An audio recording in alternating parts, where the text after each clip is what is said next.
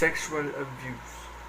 The lack of distinction between professional and everyday knowledge on sexual survival show how professional psychological and everyday discourse are very much cemented in ideological representation of abuse and sexuality.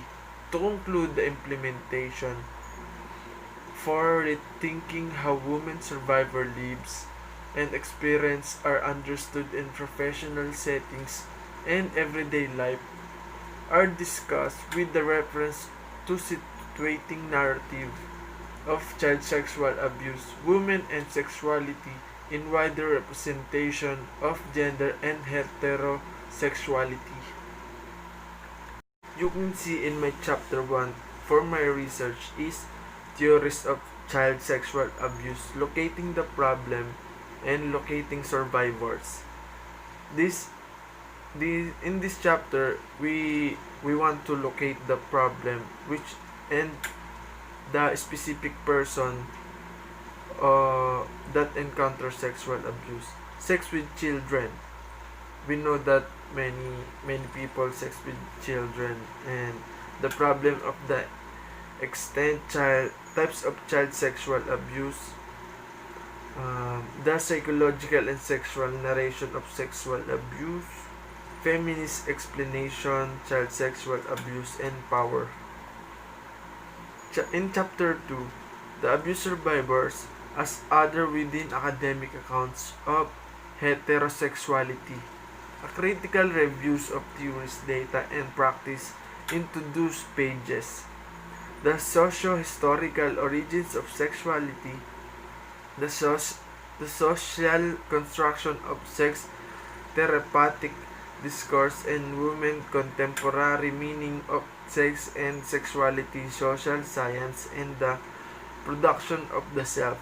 Academic construction of the self, symptomatology in women with his story of child sexual abuse.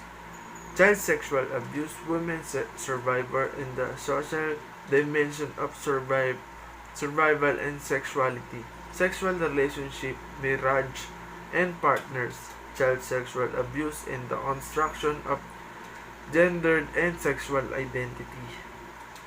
In chapter 3, subjectivity, sexual and power relation towards a discursive feminist social psychology. Feminist analysis of sexuality and power. Epistemology and power, reading for quote. Theorizing women subjectivity, sexual and perpetual asymmetry. Perform gender and sexual in discourse, reading Butler. Chapter 4. Professional talk in the construction of women and sexuality. A brief review of the literature.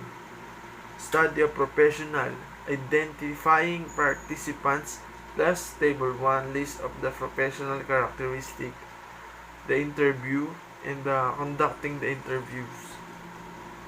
In chapter 5, survivors of sexuality, a discuss